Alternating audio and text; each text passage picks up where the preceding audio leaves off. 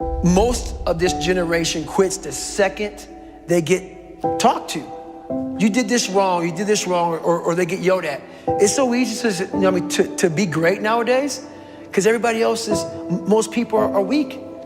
This is a softened generation. So if you have any mental toughness, any ability, if you have any fraction of self-discipline, the ability to not want to do it but still do it, if you can get through to doing things that you hate to do, on the other side is greatness. What is it with our society? We are creating weak individuals that can't handle anything going wrong in their life. As soon as something goes wrong, they are given a prescription, not to fix the problem, to mask the problem. How about giving strategies to strengthen the mind? How about saying, okay, you've allowed your life to get to this point. Now take responsibility and dive deep into personal development. Learn why you feel this way, not because of the event. The scientific facts about why you feel the way you do and what you can do to strengthen it. The moment they are criticized, rather than take any of it on board, rather than prove any of those people wrong, they give up. They attempt to defend the criticism with useless talk, but never with definitive action. The moment they are challenged, they crumble.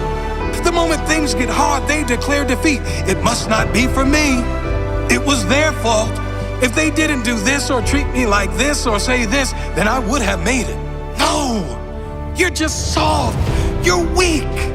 Tell yourself the truth. Because until you do that, until you look in the mirror and acknowledge that you are the problem, you'll never be able to grow into the person that is capable of achieving all those things you want. You are the problem, the only problem. Your mindset is the problem. Your attitude is the problem. It is no one else's fault, it's yours. If you want the good news, you are also the solution. You and only you. If you have character, that statement will change your life. If you have no character, you'll remain an average complaining hater like most other people. You are your only problem, and you are the only solution. Sure, big things happen, tragic loss, things which no one would deserve. I'm not talking about those things. I'm talking about the people who are one job loss away from a breakdown. One relationship breakup away from depression. One argument ruins their entire week. Come on, people. This is not how to live. Even with the big stuff, if you have perspective, if you know who you are, if you really appreciate everything you do have and believe everything is as it should be, all of those big things can be handled much better. Knowing your loved one would want you to be happy and move on. Knowing that living in pain and holding on to resentment is letting that person who did you wrong win. But letting go and living your life, loving your life, that is you saying, I won. That is you saying, I will not allow you to own any piece of my mind and spirit. That is true courage and mental strength. And I'm not saying avoid pain. Pain, suffering, failures, they are all part of every single person's life. There's varying levels of pain for sure. Some suffer more than others, but we all suffer at some level. Some choose consciously or unconsciously to live in that pain, and some decide to move on. You deserve to move on. Mental strength comes from those struggles. It is formed from pain. It is increased when you refuse to give up at times when most others would.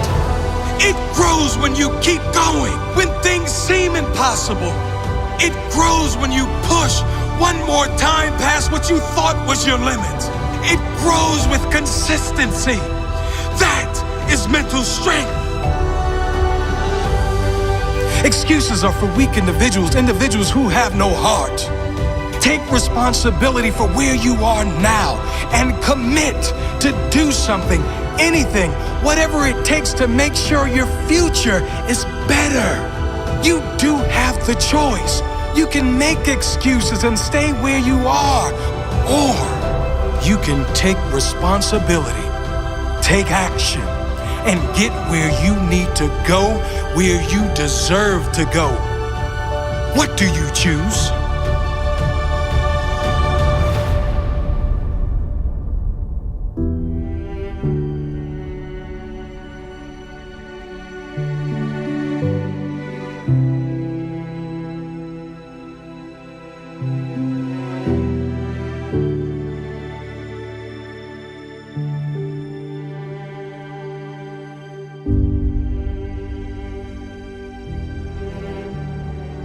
Tap dance around the truth by finding the right words so I don't hurt you because you have thin skin. No, tighten up, people.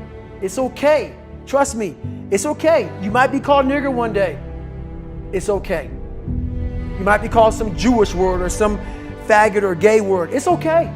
Let them call you that. What are you going to do now? They don't own your life. How are you going to control that now? How are you going to flip it upside down and say, Roger that? Now I'm going to harness this shit. And you'll read about me years from now. How? That's the question. How are you going to do that? Thicken your skin. Become more of a human being. Don't be afraid of the reflection in the mirror. Because that's all you can be afraid of. Once you overcome the reflection in the mirror, you've done it.